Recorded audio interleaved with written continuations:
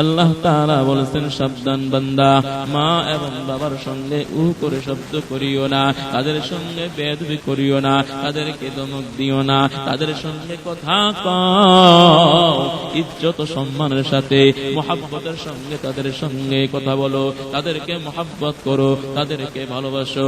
আর দোয়া করো, রব্বিরহামহুমা কামা রব্বায়ানি সগীরা। আয় আল্লাহ, আমার মা আমার বাবা ছোটবেলা লালন পালন যেমন করেছে, আমাকে আল্লাহ লালন পালন করেছে, আয় আল্লাহ তখন কিছুই বুঝতাম না, কখন খামু গো আল্লাহ, কখন খামু না, কথা বলতে পারি নাই। আপনি একটা শব্দ দিয়ে দিছেন, ওয়া ওয়া শব্দ দিয়ে দিছেন। এই ওয়া ওয়া যখন মার কর্ণত হরে আওয়াজটা আসতো, মা বুঝতো সন্তানের ক্ষুধা লাগছে। কথা কোন? মা বুঝতো সন্তানের ক্ষুধা লাগছে। মা এমন এক নিয়ামত, এমন এক দৌলত। মা বুঝে, মা বুঝে সন্তানের কখন কোন জিনিস দরকার, কোন জিনিস কখন চাহিদা দরকার। মা বুঝে, পৃথিবীর কেউ বুঝুক আর না বুঝুক, কিন্তু মা বুঝে। বা সন্তান যদি বিদেশে অ্যাক্সিডেন্ট করে, পৃথিবীর কেউ জানুক আর না জানুক, মোবাইলের মাধ্যমে সংবাদ আসুক আর না শুনুক, মার দিলটা ছটফট করতেছে, আমার সন্তানের কি জানি হয়ে গেছে। কিছুক্ষণের মধ্যে সংবাদ চলে আসছে, মার কর্ম করে চলে আসছে, তোমার ছেলে অ্যাক্সিডেন্ট করেছে, তোমার ছেলে মারা গেছে। এরকম খবর আছে না নাই? ও মুসলমান, এই জন্য আল্লাহ তাআলা বলেছেন, মার জন্য দোয়া করো। ওয়াকুর রব্বিরহামহুমা, সবাই আওয়াজ করে পড়েন, ওয়াকুর রব্বিরহামহুমা কামা রব্বায়ানি সগীরা। আয় আল্লাহ, আমার মা আমার বাবা আল্লাহ ছোটবেলা লালন পালন করেছে, আয় আল্লাহ আমাকে খাওয়াইছে গো আল্লাহ, আমাকে নিয়ে কত কষ্ট করেছে, আয় আল্লাহ বলতে পারি নাই, একটা পিঁপড়া আমাকে আঘাত করেছে, মা পুরো শরীরটা চেক করেছে, সন্তান এরকম ভাবে আওয়াজ করলো কেন, কান্না করলো, বুঝতে পারলাম সন্তানকে কোন পোকামাছি কামড় দিয়েছে বা সন্তান কোন ব্যথা পেয়েছে। কেউ বুঝে না, বুঝে একমাত্র মা। মুসলমান ভাইয়েরা, মা বাবা বড় দৌলত নিয়ামত। আমার মালিক ডাক দিয়ে বলে, ওই সন্তান যদি মার সঙ্গে, ওই সন্তান যদি বাবার সঙ্গে খারাপ আচরণ করে, কি আচরণ? জোরে বলেন, কি আচরণ? এই যে এখানে যারা আছেন আপনারা, মা তো অনেকের আছে, অনেকের নাই। মা বাপ সারা তো আর দুনিয়াতে আসি নাই, ঠিক কথা ঠিক না? মা বাপ সারা দুনিয়াতে আসছেন, মা বাপ সারা দুনিয়াতে আসেন নাই, মা বাবার মাধ্যমে দুনিয়া আইছেন। লা ইলাহা ইল্লাল্লাহ, লা ইলাহা ইল্লাল্লাহ, লা ইলাহা ইল্লাল্লাহ, লা ইলাহা ইল্লাল্লাহ, লা ইলাহা ইল্লাল্লাহ, লা ইলাহা ইল্লাল্লাহ, লা ইলাহা ইল্লাল্লাহ, সুবহানাল্লাহ ওয়ালহামদুলিল্লাহ, লা ইলাহা ইল্লাল্লাহ, সুবহানাল্লাহ, লা ইলাহা ইল্লাল্লাহ, সুবহানাল্লাহ, লা ইলাহা ইল্লাল্লাহ, সুবহানাল্লাহ ওয়ালহামদুলিল্লাহ।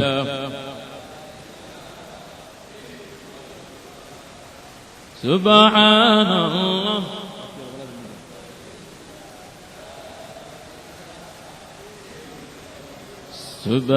সুবহানাল্লাহ ওয়ালহামদুলিল্লাহ, লা ইলাহা ইল্লাল্লাহ, সুবহানাল্লাহ ওয়ালহামদুলিল্লাহ, লা ইলাহা ইল্লাল্লাহ, সুবহানাল্লাহ ওয়ালহামদুলিল্লাহ, লা ইলাহা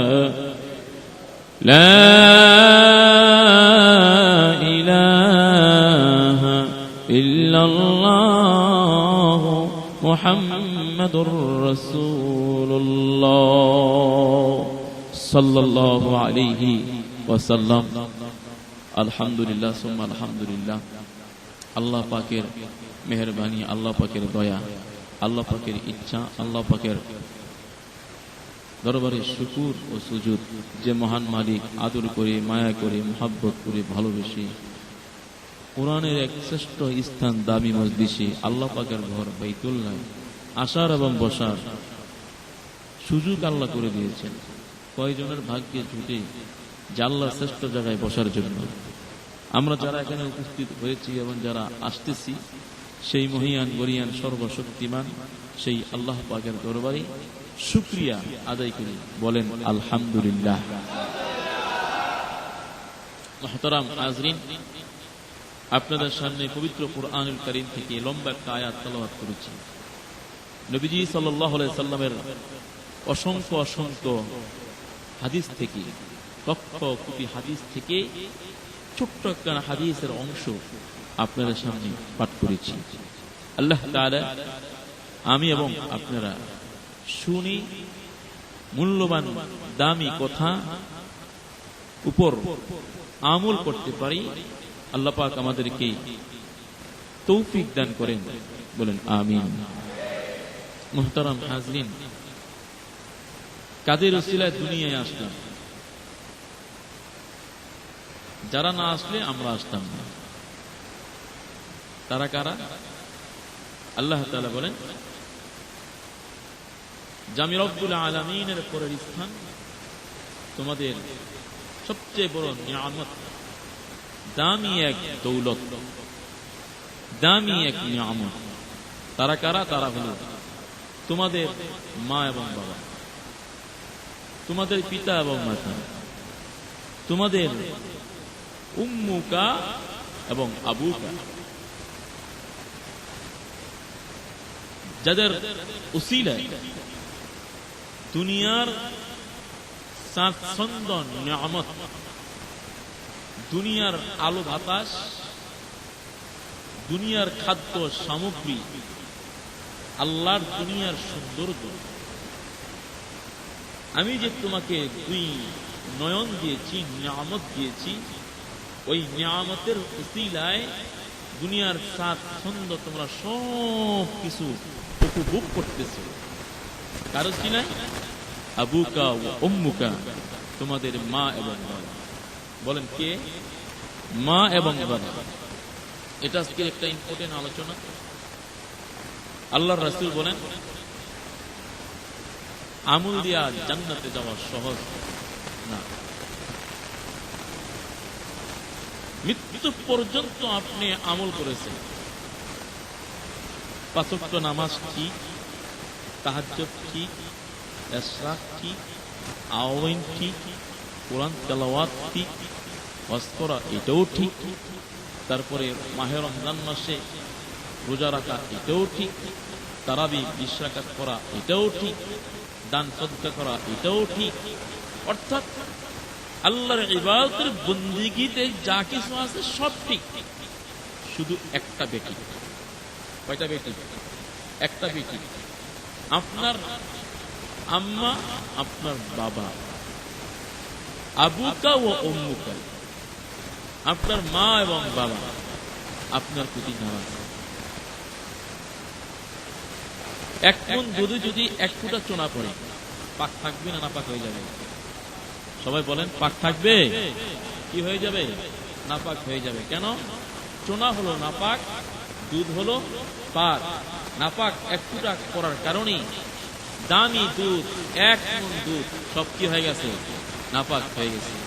আপনার মৃত্যু পর্যন্ত আপনার জিন্দেগীর যত আমল আছে করলেন, ইয়া রাসূলুল্লাহ ও আল্লাহর হাবিব, আপনি যে বললেন রগিমা আনকুহু রগিমা আনকুহু রগিমা আনকুহু, তাদের নাক গুলিসাত হয়ে যাক, এটা কাদের সম্পর্কে এই কথাটা বললেন? আল্লাহর নবী ডাক দিয়ে বলেন, ও সাহাবায়ে কেরাম, আমি ওই সমস্ত উম্মতদের কথা বললাম, ওই সমস্ত মানুষদের কথা বললাম যারা তাদের বৃদ্ধকালে বা সময়কালে তাদের মা এবং বাবা, তাদের মা এবং বাবা তাদেরকে পেয়েও মা এবং বাবার খিদমত করতে পারল না, আমি রাসূল তাদের জন্য বদদুয়া দিলাম, তাদের নাকে ধূলিসাৎ হয়ে যাক, তাদের নাকে ধূলিসাৎ হয়ে যাক, তাদের নাকে ধূলিসাৎ হয়ে যাক। অর্থাৎ তারা কোনদিন আল্লাহর জান্নাত তারা লাভ করতে পারবে না। দেখছেন কত বড় কথা বলেছে। আরে আমল এক জিনিস, মা বাবার খিদমত আরেক জিনিস। আল্লাহর নবী বলেন, মায়ের পায়ের নিচে বাবার পায়ের নিচে সন্তানের জান্নাত। আমল গাট্টি নিয়ে হাসরের মাঠে আপনি উঠেছেন,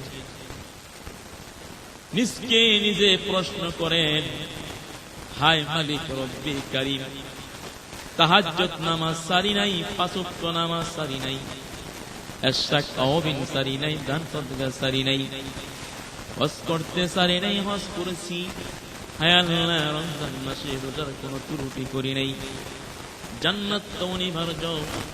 হাসরের দিন আল্লাহর হুকুমে মা এবং বাবা দাঁড়িয়ে যাবে, হায় আল্লাহ এই নিষ্ঠুর সন্তান, কুলাঙ্গার সন্তান কে আল্লাহ রব্বুল আলামিন তার আমল সে ভাবতেছে, আল্লাহ পাক আমাকে জান্নাত দিবেন না, হায় আল্লাহ আপনার কাছে সুপারিশ করলাম, হায় আল্লাহ আপনার কাছে নালিশ করলাম, আমার এই কুলাঙ্গার সন্তানকে আপনি জাহান্নামে দেন গো আল্লাহ। আল্লাহ রাব্বুল আলামিন ডাক দিয়ে বলেন, এ নাফরমান কুলাঙ্গার, তোর আমল দিয়া তুই বাগচিরে জান্নাতে চলে যাবি।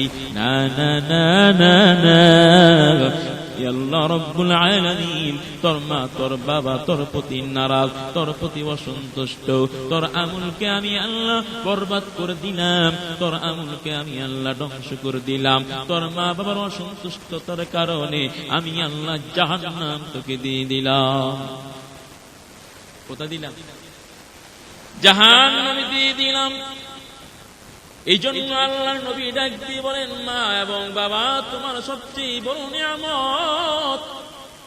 আরে মা যার আছে, বাবা যার আছে, নিজকে নিজে একটু চিন্তা করে দেখো, তোমার মা তোমার বাবা যদিও কাফের হয়, তোমার মা তোমার বাবা যদিও হিন্দু হয়, তোমার মা তোমার বাবা যদিও নাফরমান হয়, তোমার মা তোমার বাবা যদিও মুসলিম হয়, আল্লাহ তাআলা বলছেন তোমার মার হক তোমার বাবার হক তুমি আদায় করো। অর্থ দিয়েছি ততটুক অনুযায়ী তোমার মা তোমার বাবার খিদমত করো। আমি আল্লাহ যদি সন্তুষ্ট হয়ে যাই, ইহকাল এবং পরকাল তোমার জন্য উত্তমতা আছে। ইহকাল তোমার জন্য সম্মান আছে, পরকাল তোমার জন্য সম্মান আছে। আছে না নাই? বলেন আছে না নাই? তোমার জন্য ইহকাল সম্মান, পরকাল সম্মান। ইহকালে তোমার জন্য ইজ্জত, পরকাল তোমার জন্য ইজ্জত। আল্লাহর নবী বলছেন, তুমি যদি কিছু জিনিস পেতে চাও, তোমার মার সঙ্গে তোমার বাবার সঙ্গে সম্মানবোধকভাবে কথা বলো।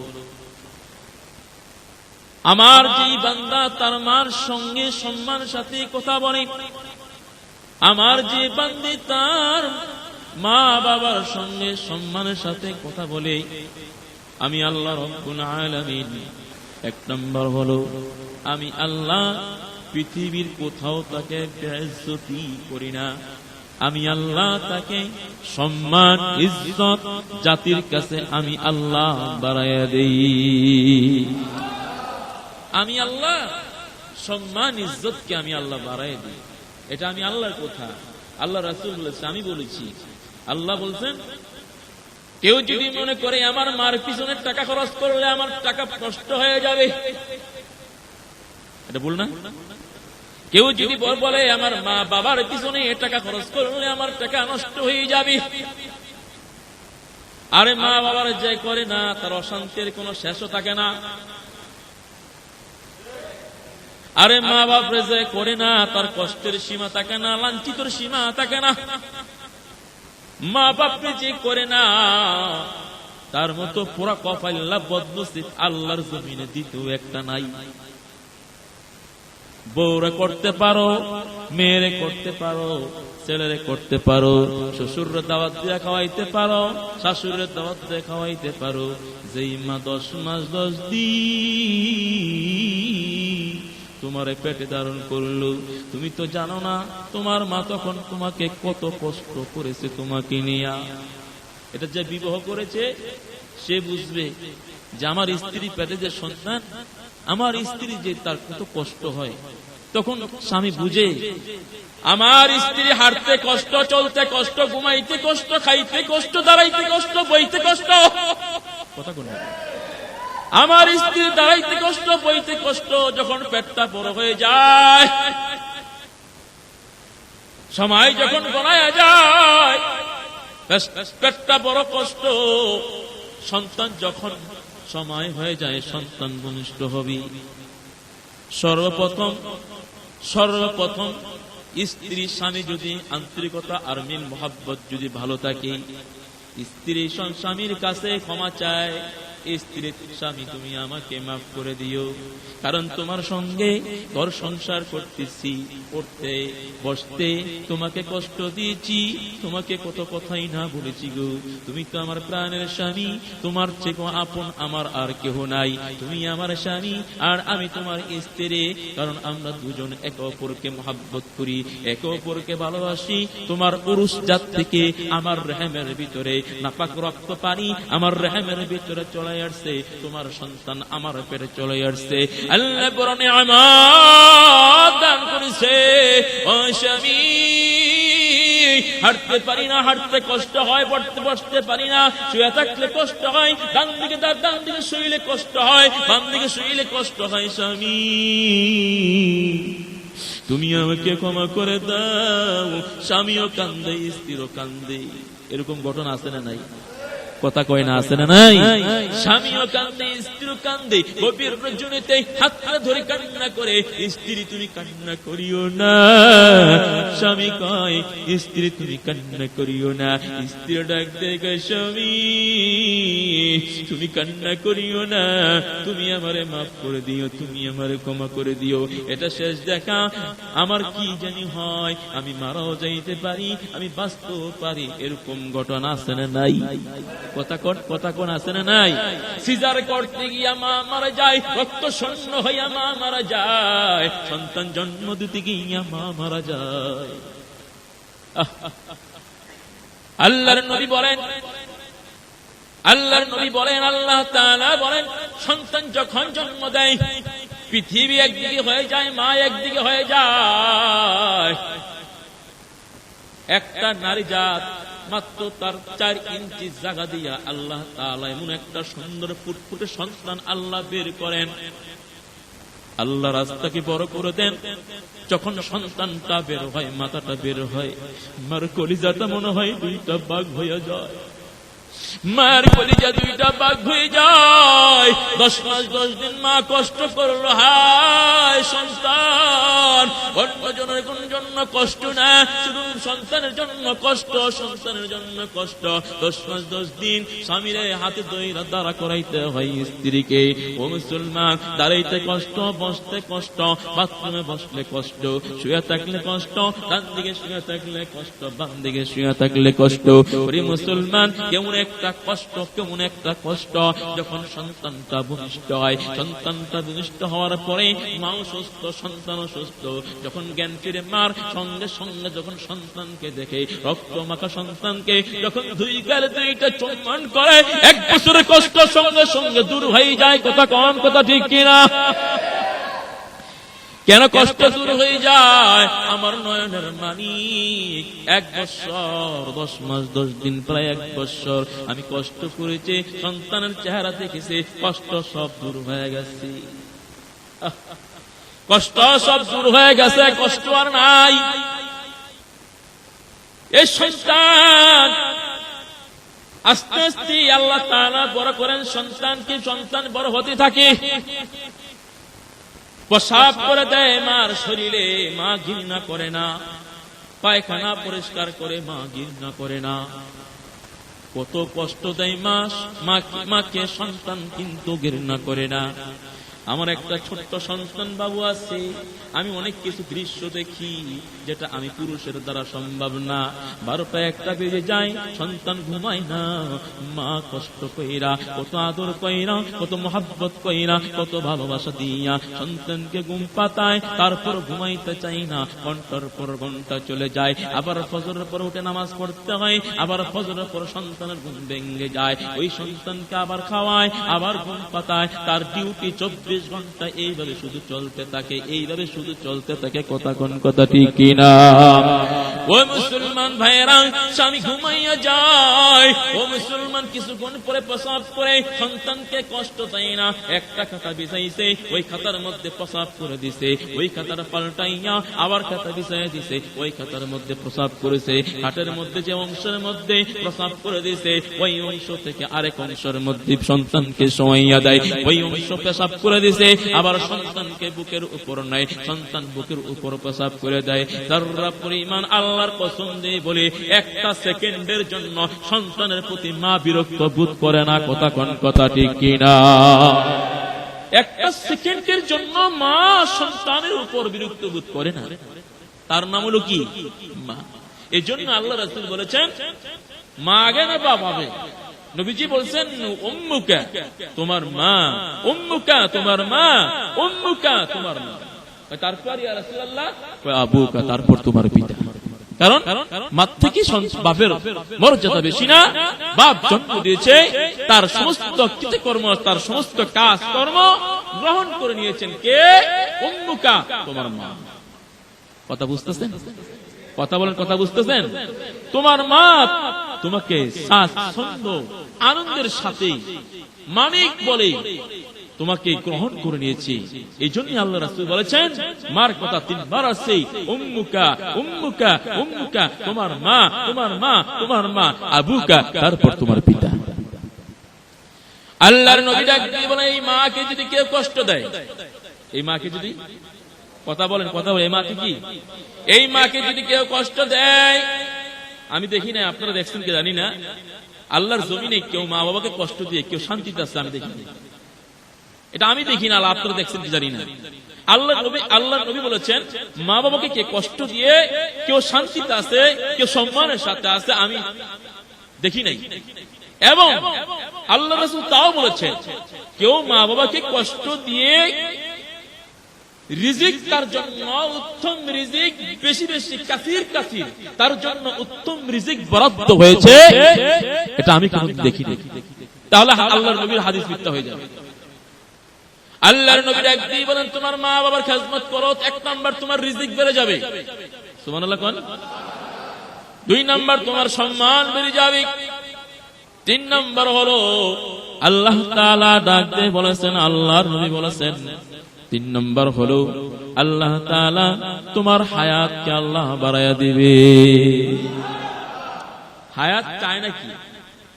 আপনার 50 বছর হায়াত, আল্লাহ তাআলা আপনার যদি 70 বছর হায়াত দেয়, লস আছে? কথা কোন লস আছে? লস তো নাই।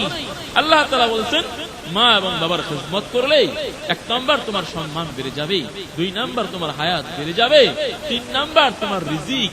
আল্লাহ পাক নিজে দায়িত্ব নেন।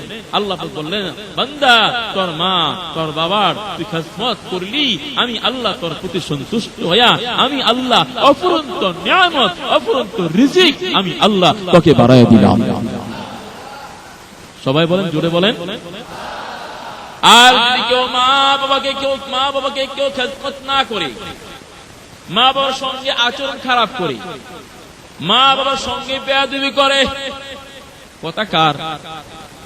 وَقَضَى رَبُّكَ أَلَّا تَعْبُدُوا إِلَّا إِيَّاهُ وَبِالْوَالِدَيْنِ إِحْسَانًا إِمَّا يَبْلُغَنَّ عِندَكَ الْكِبَرَ أَحَدُهُمَا أَوْ كِلَاهُمَا فَلَا تَقُل لَّهُمَا أُفٍّ وَلَا تَنْهَرْهُمَا وَقُل لَّهُمَا قَوْلًا كَرِيمًا واخفض لهما جناح الذل من الرحمة وقل رب ارحمهما كما ربياني صغيرا।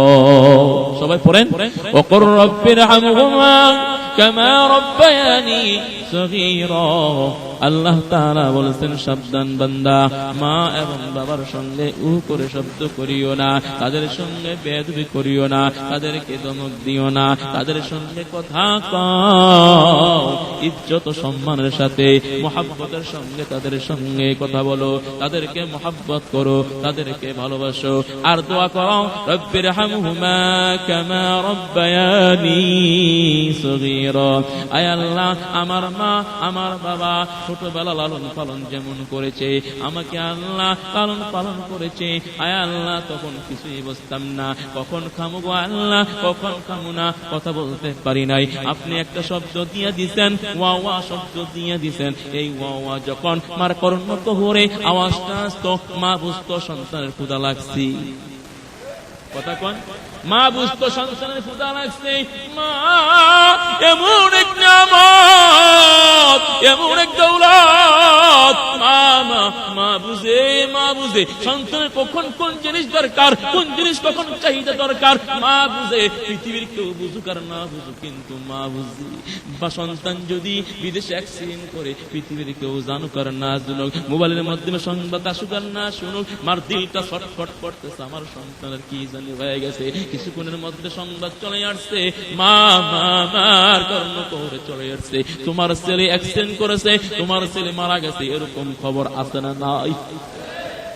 ও মুসলমান, এই জন্য আল্লাহ তাআলা বলেছেন মার জন্য দোয়া করো। ওয়াকুর রব্বিরহামহুমা, সবাই আওয়াজ করে পড়েন, ওয়াকুর রব্বিরহামহুমা কামা রব্বায়ানি সগীরা।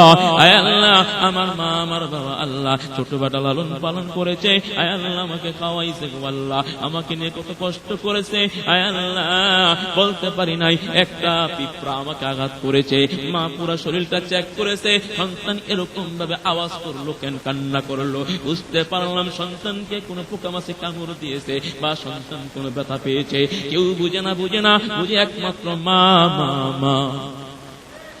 মুসলমান ভাইয়েরা, মা বাবা বড় দৌলত নিয়ামত। আমার মালিক ডাক দিয়ে বলে, ওই সন্তান যদি মার সঙ্গে, ওই সন্তান যদি বাবার সঙ্গে খারাপ আচরণ করে, কি আচরণ? জোরে বলেন, কি আচরণ? এই যে এখানে যারা আছেন আপনারা, মা তো অনেকের আছে, অনেকের নাই। মা বাপ সারা তো আর দুনিয়াতে আসি নাই, কি কথা ঠিক না? মা বাপ সারা দুনিয়াতে আসছেন, মা বাপ সারা দুনিয়াতে আসেন নাই, মা বাবার মাধ্যমে দুনিয়া আইছেন। তোমার মার খাজমত তুমি করতে পারো না, তোমার ভাগ্য বড় খারাপ, তোমার বাবার খাজমত তুমি করতে পারো না। মার খাজমত যখন সন্তান করে, বাবার খাজমত যখন সন্তান করে, আল্লাহর আরশ পর্যন্ত খুশি হয়ে যায়। আর জোরে কোন সুবহানাল্লাহ বলেন। আল্লাহর আরশ খুশি হয়ে যায়, আল্লাহ খুশি হয়ে যায়। আমার বান্দা মারে সন্তুষ্ট করেছে, আমার বান্দা বাবারে সন্তুষ্ট করেছে। আপনার নাম শুনছেন না বাইজুদ বুস্তামি? নাম শুনছেন না বাইজুদ বুস্তামি?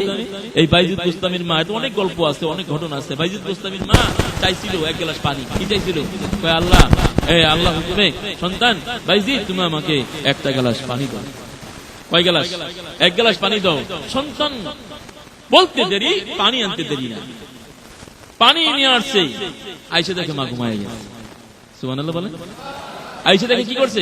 ঘুমায় গেছে। যখন ঘুমায় গেছে, ঘুমায় যাওয়ার পরে সন্তান কি করেছে দেখেন।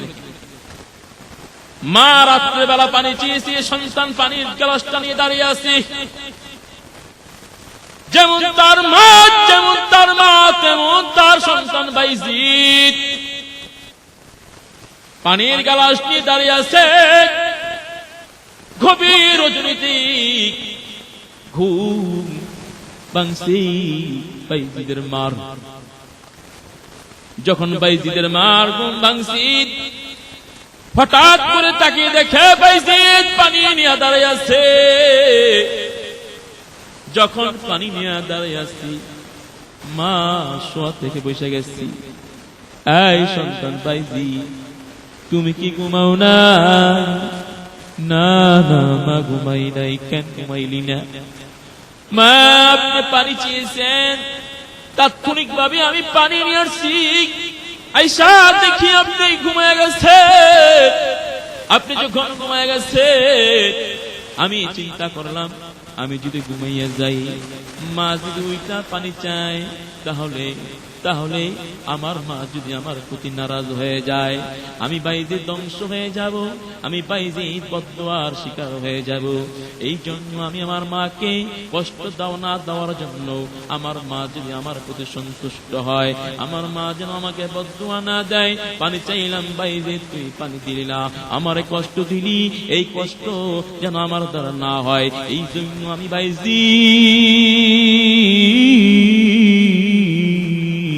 আমি পানি নিয়ে দাঁড়াইয়াছি মাগো। সঙ্গে সঙ্গে পানিটা খাইলেন। পানিটা খাইয়া বাইজিদের মা দুইটা হাত আকাশের দিকে তুললেন। ও বাইজিদের রব,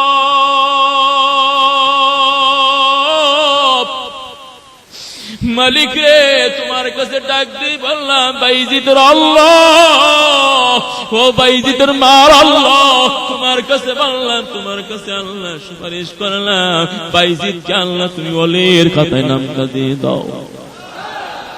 আরো জোরে কোন সুবহানাল্লাহ। আল্লাহ ডাক দেয় বাইজিদ, তোর মা তোর জন্য দোয়া চাইছে, আমি আল্লাহ তোর মা তোর নামটা ওলির খাতায় আমি আল্লাহ দিয়ে দিলাম। জোরে জোরে কোন সুবহানাল্লাহ।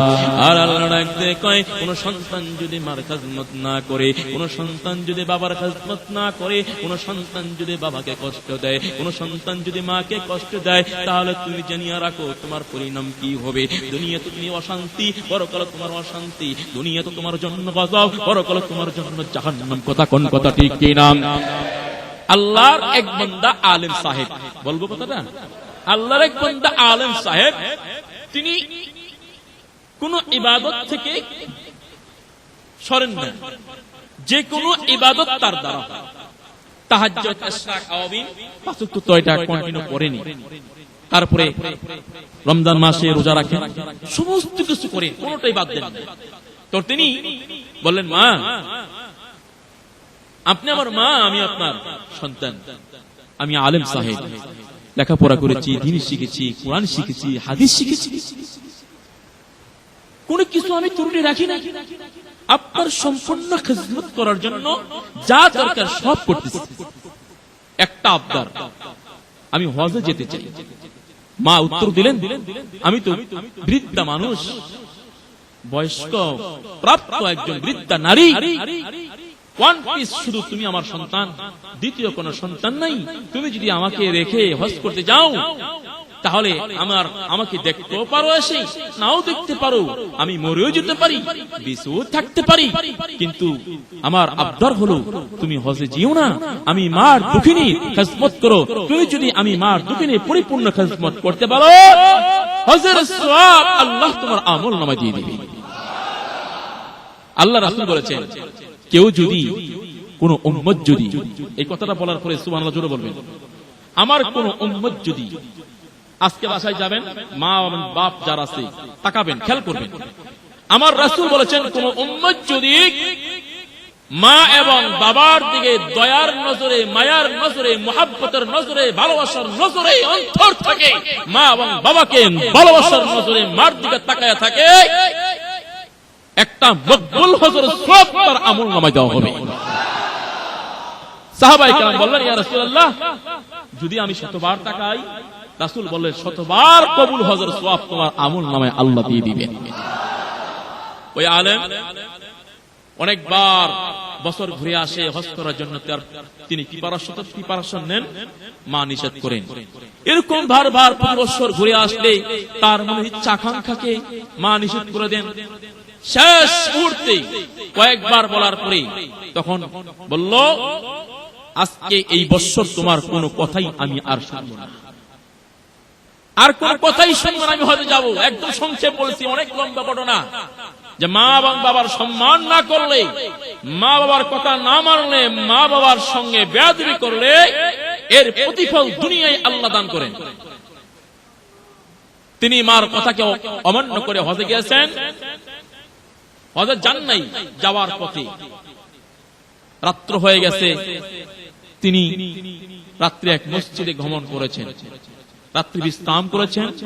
বিশ্রাম করার পরে তিনি শেষ রাত্রে ঘুম থেকে উঠে ওযু করলেন, ওযু করে তাহাজ্জুদ নামাজ পড়ার জন্য তিনি দাঁড়িয়ে গেলেন। কথা বুঝতেছেন? তাহাজ্জুদ নামাজ পড়ার জন্য তিনি দাঁড়িয়ে গেলেন। যখন তাহাজ্জুদ নামাজ পড়ার জন্য দাঁড়িয়ে গেলেন, দুই রাকাত করে কয়েক রাকাত নামাজ পড়লেন। আল্লাহর কি বিধান, ওই রাত্রি কোন এক বাসায় চোর আসছে। চোর আসার পরে মালিক টের পেয়ে গেলেন। টের পাওয়ার পরে ওই চুরির মাল ঘর থেকে বের করে দিশাহারা হয়ে গেলেন। চোর, এখন আমি যদি রাস্তা দিয়ে দৌড়াই, মালিক প্রতিপক্ষ এলাকাবাসী আমাকে আক্রমণ করবে, আমাকে ধরে ফেলবে। এখন যাব কোথায়? নিরাপদের স্থান হলো মসজিদ। নিরাপদের স্থান কোথায়? নিরাপদের স্থান হলো মসজিদ। তিনি মসজিদে ঢুকলেন। যখন চোর মসজিদ থেকে আসা, যখন মালের প্রতিপক্ষ মালিক এবং অন্য অন্য লোক যখন আসতে শুরু করলো, তখন চোর দিশাহারা হয়ে ওই যে আলেম সাহেব নামাজি তাহাজ্জুদ গুজারি মার কথাকে অমান্য করে হজে যাওয়ার পথে এখানে তিনি অবস্থান করেছেন মসজিদে নামাজ পড়ার জন্য, রাস্তায় বিশ্রাম করার জন্য। ওই তাহাজ্জুদ গুজারি আলেমের বাম পাশে বা ডান পাশে এক জায়গায় মাল রেখে চোর টপ্পে জানালা বা দরজা দিয়ে পলায়ন করলেন। চোর চলে গেলেন।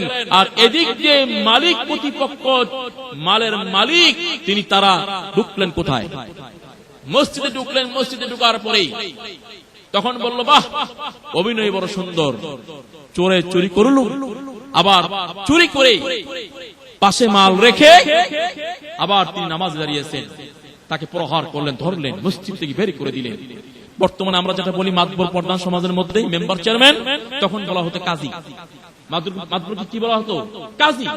মাতবরের কাছে গেলেন, তিনি তো অন্যায় করেছেন, এক চুরি করেছে, দ্বিতীয় অন্যায় করেছেন, নামাজে দাঁড়িয়েছেন, এমন চুরি যে করেছেন নবীজির সুন্নাত জুব্বা পরে, তার কি শাস্তি? চুরি করলে শাস্তি কি বলেন? কোরআনের দৃষ্টিতে শাস্তি কি? হাত কাটা, হাত কেটে দাও। হাত কেটে দেওয়া হলো। সে যে জুব্বা পরেছে, এই জুব্বা পরার কারণে, নবীর সুন্নতকে অপমান করার কারণে তার চোখ দুটো উপরে ফেলো, চার চোখ দুটা উঠে দেওয়া হলো। উঠাই দেওয়ার পরে তাকে আক্রমণ করতে লাগলো, আর বলতে লাগলো, তুমি চুরি করেছো, চুরির শাস্তি তোমার দুই হাত কেটে দেওয়া, চুরির শাস্তি তোমার দুই হাত কেটে দেওয়া, জুব্বা পরার কারণে, নবীর সুন্নতকে অপমান করার কারণে তোমার শাস্তি তোমার দুই চক্ষুকে উপরে ফেলা। তখন ওই আলেম সাহেব বলতেছে, এই তোমরা এই কথা বাদ দিয়ে আরেকটা কথা বলো, মার কথাকে অমান্য করার কারণে আমার এই শাস্তি, মার কথাকে অমান্য করার কারণে আমার এই শাস্তি। তখন বলল, বাবার কি তুমি এই কথা কেন বলতেছো? কাজী সাহেবের কাছে নিয়ে গেছে। কাজী সাহেবের কাছে যখন নিয়ে গেছে, নিয়ে যাওয়ার পরে বলতেছে, এই ঘটনা আমার মার কথাকে অমান্য করার কারণে মা দুই হাত তুলে বদদুয়া দিয়েছে, হে আল্লাহ, আমার সন্তান আমার কাছ থেকে যেমন সে চলে গেছে, আমাকে ভুলে গেছে, হতে গিয়েছে, আল্লাহ তার শাস্তিটা তুমি দিয়ে দিই। পৃথিবীর কেউ দোয়া কবুল হয় বা না হয়, মার দোয়া 100 বার সেকেন্ডের মধ্যে পিস্তলের গুলি মিস হতে পারে, কিন্তু মা বাবার বদদোয়া মিস হতে পারে না। কথা কোন কথা ঠিক কিনা? মুহতারাম হাজরিন, সামনে আর যাব না, সময় একেবারেই সংকীর্ণ। মা এবং বাবার খেদমত করতে রাজি আছেন ইনশাআল্লাহ? মা বাবার কাছ থেকে দোয়া নিবেন, রাজি আছেন ইনশাআল্লাহ? মা বাবার কাছ থেকে জান্নাত হাসিল করতে রাজি আছেন ইনশাআল্লাহ? আল্লাহ কবুল করুক। আমা তৌফিকি ইল্লা বিল্লাহিল আলিয়্যিল আযীম। আসসালামু আলাইকুম ওয়া রাহমাতুল্লাহি ওয়া বারাকাতুহু।